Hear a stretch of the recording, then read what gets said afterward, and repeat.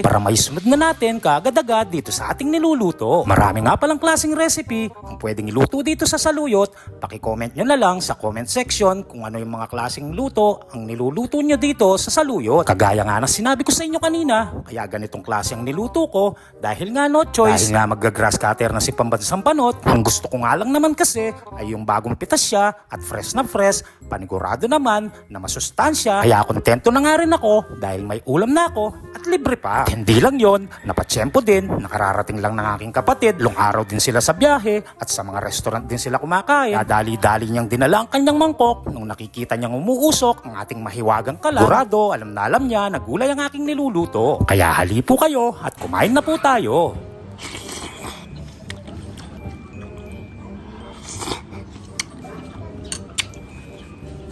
At yun lang po for today's video. Maraming salamat sa panonood. Bye!